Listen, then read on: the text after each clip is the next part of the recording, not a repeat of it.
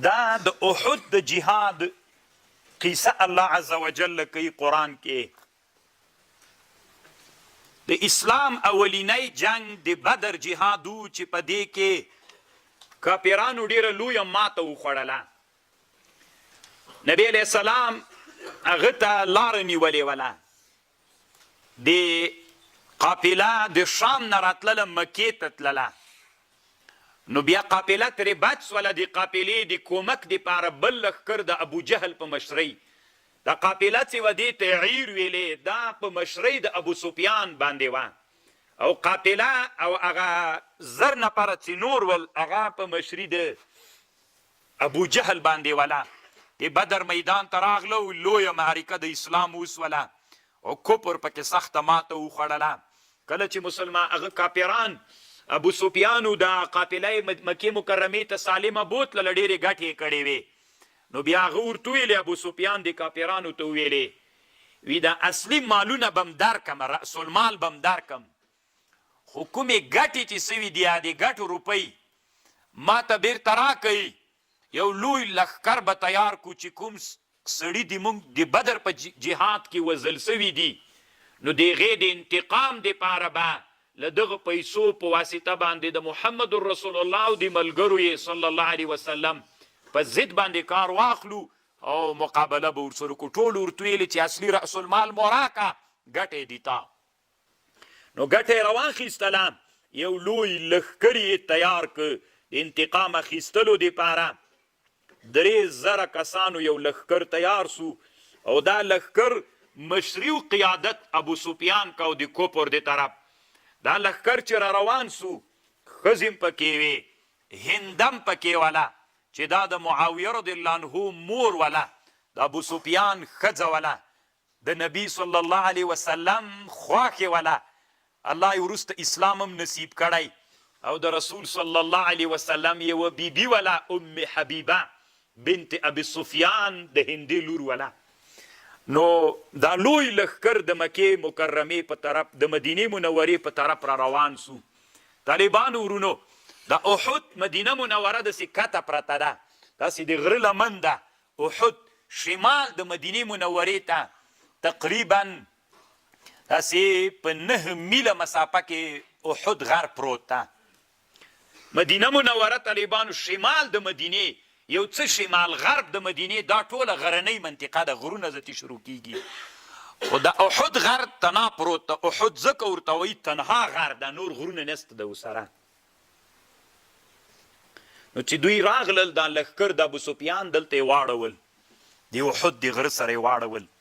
نو نبي صلی الله علیه وسلم دې خبرې ته متوجه سئ. وروسته وشاورهم فی الامر کې بې ځای و خبر کوم چې په هغه خبر بیا را سره پوه سئ. نو چې کله کافرانو دلته واړول، نبی صلی الله علیه وسلم مشورې دپاره صحابه را وغوښتل چې څنګه وکړو، وروځو که نه وروځو. نو د جمعې ورځ وله او نبی علیه السلام دلته څو خوبونه لیدلي ول. یو خوب رسول الله داسې لیدلی و چې زه توره داسې وهمه ماته سي. تعبیر یې دا و چې ښه تعبیر یې نه و. بل تعبیر یې دا و غوا علالوم، ښه تعبیر یې نه و. رسول الله پوهېده. بل تعبیر یې دا و چې موږ یو کلا کې یو محفوظ یو، یو حسینه محکمه کلا وي، په هغه کې یو موږ محفوظ یو. نه رښتیا وایي، ما خوب لیده چې په لاس کې مې توره وي ماته سي، بیا مې دا زغره واغوستله. خو لنډه دا ټول تعبیرونه داسې ول چې رسول الله سلام د مدینه منوره کې پاتې سي، وځي دې نه د مدینې نه.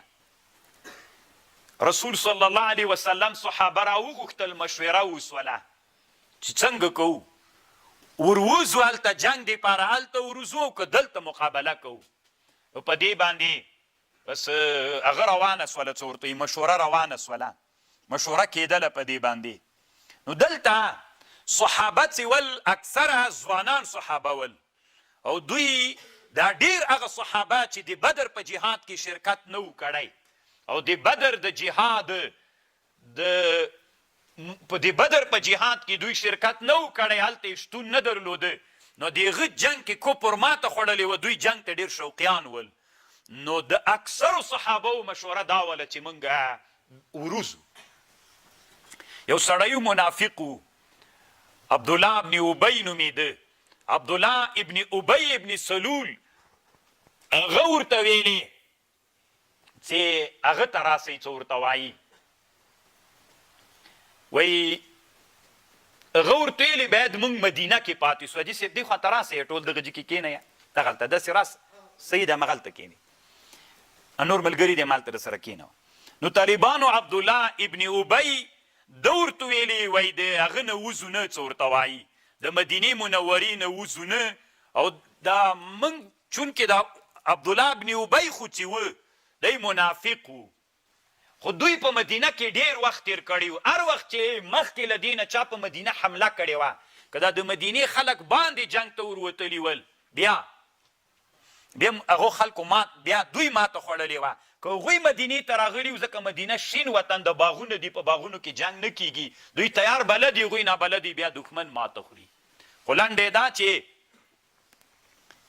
اکثرو صحابو غوښتنه دا وله چې باید ورووځو، د رسول الله غوښتنه نه وه طالبانو. رسول الله هم دا مشوره وه چې باید ونوځو. یو څه مشرانو صحابو هم دا غوښتنه وه چې باید ورونځو. که هغوی دننه مدینې ته راغلل، موږ به له دې کلاو له باغونو نه مقاومت وکړو، مات به یې کړو.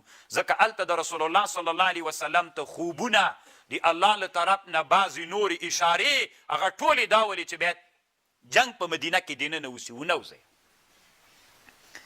او صحابه او ځوانانو رسول الله مجبور کړ چې ووځي. د جمعې لمونځ وسو. د جمعې د لمانځه نه وروسته په مدینه منوره کې یو سړی وفات سوی و، دغه جنازه یې م وکړله. نبی علیه السلام چې کور ته ننوته، بیرته چې راووته، صحابه او ځان سره ویلې چې موږ د رسول علیه السلام خوښه نه وله، ولې مو په زوره ورته ویلې، مجبور مو کړو چې باید ووځي، او د رسول الله خوښه نه ده. د مشرانو صحابه او د کشرانو ته ویلې چې رسول الله نه ده خوښه، ولې تاسې په زور هغه کوئ، هغه د الله نبي ده، هغه ته معلومات کیږي. نو د کشران صحابه یې تهدید کړل، د مشرانو صحابه. نو ټولو بیرته دا مشوره سوله چې صحیح ده، رسول الله چې راووته له کوټې نه بیرته، ورته به وایي چې نه ځو، اوس دې تا خوښه. نبي علیه السلام چې بیرته له کوره راووته، زغره یې اغوستلې وه او د جهاد وسله هغه یې ټول اغوستلي ول. نو نبي صلی الله علیه وسلم ته د مشرانو صحابه وړاندیز وکړ، ټول ورته ویلې چې تا څنګه خوښ یې، نه وځو، همدلته پاتې کېږو. نبي علیه السلام ورته ویلې کله چې د الله نبي زغره واغوندي، بې نه باسي تر څو چې جنګ نه وي سوی. دس طالبانو مازدیګر ته نږدې داسې وخت و، ستی نبي صلی الله علیه وسلم روان سو. نو طالبانو دا ټوله نقشه په مدینه منوره کې سته. یو مولي صاحب دا د پکتیکا ولایت ته تیر کال طالبانو، تیر کال نه بل کال، په جامع اسلامیه کې په ټوله دنیا کې افغاني احادیثو کې اول نمبر وتلی و، د پکتیکا ولایتو. نو الله دې ډېر ښه ورسره وکړي. بیا طالبانو ورونو زه وګرځولمه، ټوله نقشه دوی ته استادانو ښودلې وه چې کومه چې رسول علیه السلام لاړو، کوم ځای کې چې بیا رسول صلی الله علیه وسلم هلته چې لاړل، د هغه ورسره و عبدالله ابن ابی منافقین دوی 1000 نفر او 3.5 هغوی ته راجدا سول. لکه هغوی ویلې د موږ مشوره ونه منل سوله. هغوی مشوره دا وله چې باید دلته جنګ وکړو، ورنوځو. او هلته هغه ځوانان صحابه یې چې بیرته راغه کړل، نبي علیه السلام چې ګیرې نه وی کشران ول، هی بیرته رارد کړل. مسجد الشیخین ورته وایي، اوس هم هلته وړکی جومات جوړ. دلته رسول علیه السلام مازدیګر دا منځونه وکړل. سحر چې سو، سبا سحر ته هفتې ورځ وله طالبانو رسول علیه السلام احد ته وروخته. نو د احد په میدان کې یوه معرکه پیښه سوله. نبي صلی الله علیه وسلم او د ده لښکر د احد د غره طرف ته، دلته یو غر د جبل العینین ورته وایي، اوس دا مشهور په جبل الرومات باندې ده، لاندې خول ده قنات، هغه زمانه کې هم دلته اوبه بهېدلې، اوس هم لاندې غاټ خول ده. نو دا د جنګ نقشه داسې جوړه سوله چې صحابه رضی الله عنهم دوی د احد د غره طرف ته ودرېدل. د جبل العینین او د احد د غره یوه څنډه داسې وتلې ده، هغه دې سره اوس سرک ده داسې. نو هغه چې ول د کاپیران دوی کته طرف ته سول، یعنې یو څه د مدینې طرف ته هغه ودرېدل. او د جبل العینین د غره نه د احد د هغه څنډې پورې، یو خو د احد غر دلته منځ ده، یوه یې څنډه داسې وتلې ده، د څنډې او د دغه جبل العینین دلته صفونه ودرېدل. دې خواته د مسلمانانو لږ هغه سو دې خواته د دوی او پاس د غره په سر باندې عبدالله ابن جبیر چې سپین کالی اغوستي و د 500 صحابو مشرانو د 500 صحابو مشري د ته ورکړله چې که موږ ناکام سولو که کامیاب سولو تاسې به دا ځکه دا ډېره ښه مورچه ده دا ټول میدان له دې احد خو ډېر لرې د طالبانو د احد غر له دې جینه د جنګ صحنه کې احد بیخي د دې جینه لرې ده د اصلي مورچه مسلمانانو په لاس کې نیولې وله دا جبل العینین چې ورته وایي هلته 2 چینې وې هغه زمانه کې نو کله چې جنګ شروع سو نو اولینی جنګ مسلمانانو وګټه انفرادي جنګ مسلمانانو وګټه نو کاپیران مات سول نو چې کاپیران مات سول شاته وتمبېدل چې وتښتېدل نو مسلمانانو پسې ورمنډې کړله دلته د جبل الرومات باندې چې کوم صحابه ولاړ ول دوی راکته سول غنیمت پسې داسې راکته سول غنیمت پسې د جنګ میدان ته ورغلي نو عبدالله بن جبیر ورته ویلي مه ورځئ د الله رسول امر کړی د امیر بې اطاعتۍ راځي د امیر په اطاعتۍ کې شکست ده دوی ورکته سول دوی چې ورکته سول طالبانو ورونو نو هغوی خو مشرکان خو تښتېدلي ول د خالد ابن الولید ډېر جنګي سړی دم د کفر په صف کې دې وخت کې لا ایمان نه و راوړی نو د چې فکر دی د کاپیرانو له طرف نه د اسوارانو د فارسانو مشر و نو د چې دا صحنه ولیدله چې مسلمانان کته سول خالیګاه مسلمانانو ته دا سین دلته جبل العینین سره نږدې داسې سین راغلی اوس هم سته طالبانو هغه زمانه کې کیدی سي اوبه ځکه وې پکې اوس هم لږ لږ اوبه سته پکې لکه عبارتونه د سیرو کې د قنات هغه راځي چې اوبه سته پکې نو خالد ابن الولید د سین ته راکته سو چې له غره نه ولاړې دي د جبل العینین په سر چې ولاړې لاندې سین کې نفر چې روان وي تا ته ښکاري اوس هم همداسې د طالبانو ځکه زه چې تللی یم د ما د عادت نه د طالبانو زه چې ګرځم علمي ځمه طالبانو نو چې له غره نه راکته سي اوس هم هغه خوال دومره غوچ ده خو 1400 کاله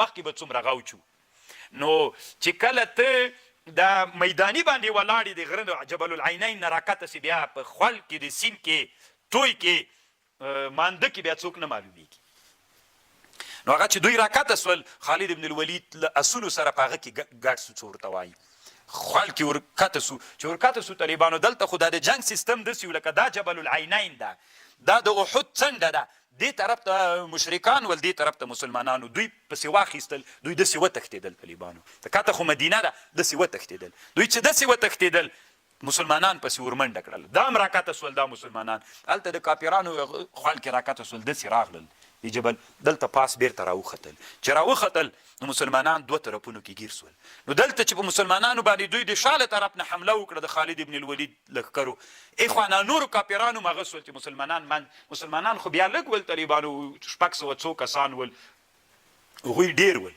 3000 کسان ول بس مسلمانان منځ کې ګیر سول مسلمانانو شهیدان هم وسول بیا تر دې پورې چې مسلمانان پورته احد طرف ته لاړل احد د میداني په منځ کې طالبانو یو څه مسافه شته ده چې پیاده ځي ډېره مسافه ده تقریبا داسې یو 2-3 کیلومتره مسافه خو ده طالبانو نو دا هغه قیصه کوي الله عز وجل